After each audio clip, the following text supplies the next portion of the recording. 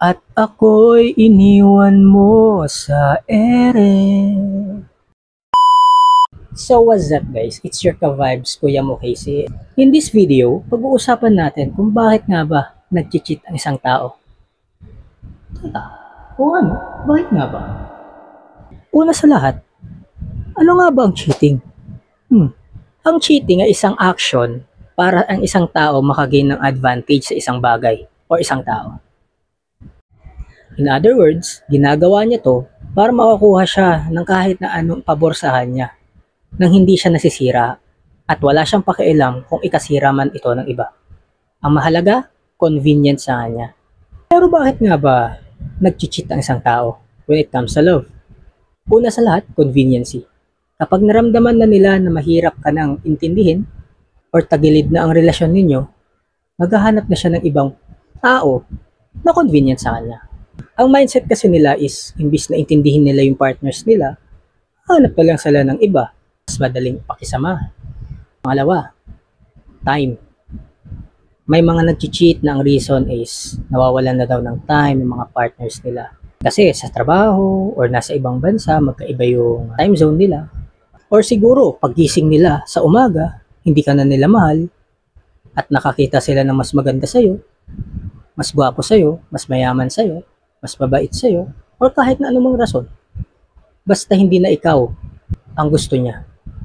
Pero ang tanong, is there an acceptable reason for cheating? Para sa akin, wala eh. Kasi cheating nga will always be a choice. Choice mo yan. Aware ka sa ginagawa mo. Hindi naman yan paggising mo na lang, hindi mo na siya mahal at may mahal ka ng iba. Hindi naman ganun yun eh. Siyempre, may ginawa kang bagay para hindi na siya yung mahalin mo at may iba ka ng gusto. Hindi naman ibig sabihin na may jowa ka tapos may jowa ka na iba eh yun lang yung form of cheating. Meron din na may jowa ka pero nakikipag-chat ka pa sa iba, nakikipagkita ka pa sa iba without knowing, without telling the truth doon sa partner mo. That's form of cheating. Cheating nga ba yung pag may dumaang magandang babae or may abs na lalaki, eh mapapalingon yung partner mo? Para sa akin, hindi.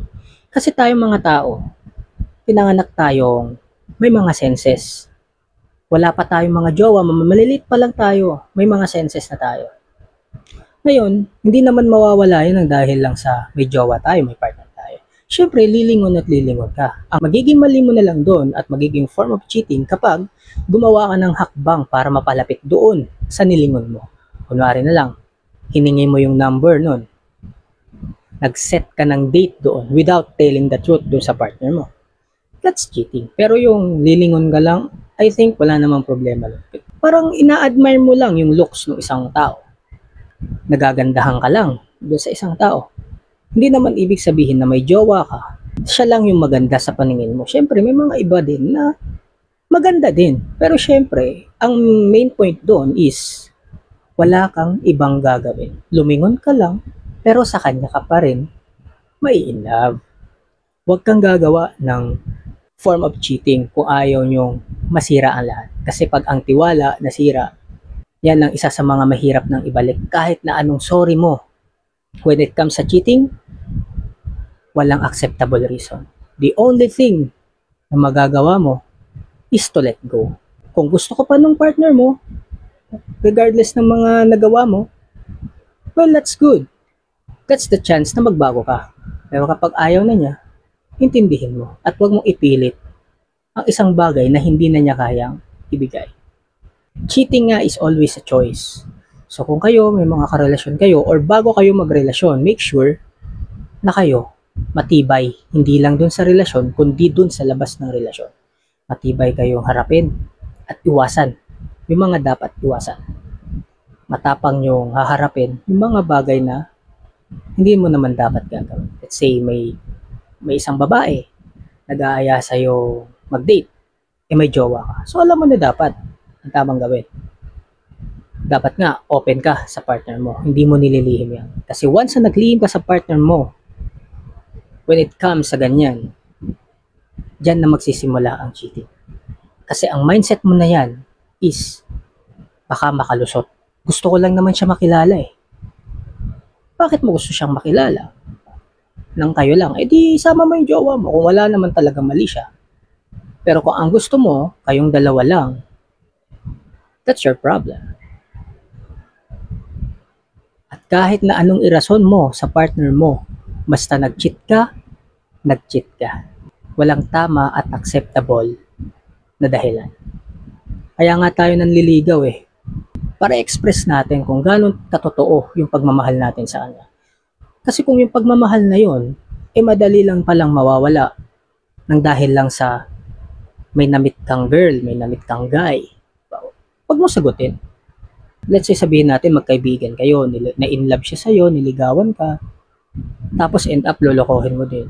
Hindi lang yung relationship nyo bilang magjowa yung nawala, pati yung friendship ninyo. Kung ayaw mo dun sa tao at hindi ka sigurado dun sa tao, huwag mo sagutin. Might as well, habang hindi pa matagal na nanliligaw sa'yo yung guy, sabihin mo na yung totoo na, ayoko masira yung pagkakaibigan natin. Huwag. Kasi gusto ko, kaibigan ka. Kaibigan lang kita. Ayoko kitang mawala. Kasi natatakot ako na kapag hindi nag-work yung relasyon natin, masisira yung pagkakaibigan natin. Huwag na tayong mag-joke na magjowa tapos naging magkaibigan. May nangyayari, pero rare. Siguro sa 100, 2 lang, 3, yung talagang naging magkaibigan na wala ng mali siya. It will always have that mali siya kapag nag-break kayo ng ex nyo. Kaya nga, mas maganda na kapag magkarelasyon na kayo or magjowa na kayo, is firm kayo na siya lang. Kayo lang sa isa't isa. Wala nang ibang involved, walang third party.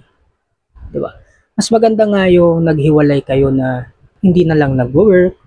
Diba? Baga parang magkaiba yung goals nyo sa buhay. Kung ayaw mo na sa tao, hiwalayan mo.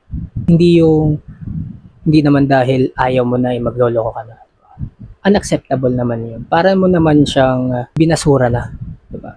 Na matapos niya maglaan ng oras sa'yo, ganun-ganun mo na lang itapon yung mga efforts niya, time niya. Kasi hindi lang naman ikaw yung naglalaan ng time, effort sa kanya, tsaka pagmamahal siya din. So, sa isang relasyon, dapat committed ka. Hindi yung parang naglalaro lang kayo. Kasi kung naglalaro lang kayo, mataas ang chance na maglolokohan lang kayo. Tigil nyo na lang, diba? So, kung gusto nyo ng loyal na jowa, maging loyal kayo sa sarili nyo.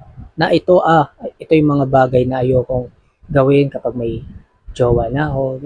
Hindi yung parang ginagawa nyo na lang laro. Diba? Siyempre, tao lang naman din tayo nasasaktan, diba? Ganun na lang ganito na lang Paano kung sa'yo gawin? Diba? Mahal na mahal mo yung isang tao tapos niloko ka niya. Diba? Masakit yun. Iniwan mo sa ere. Sabi nga nila, diba?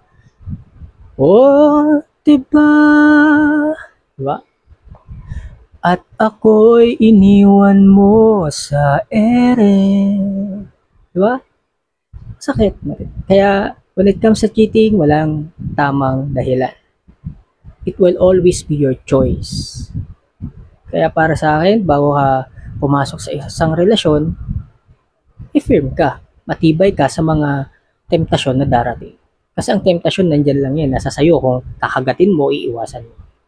Alam naman natin na ang temptasyon ay dapat iwasan, hindi nilalabanan. Kasi the more na nilalabanan mo, the more na mapapalapit ka dun sa temptasyon na yon at ikakasira pa ng relasyon na binubuo mo.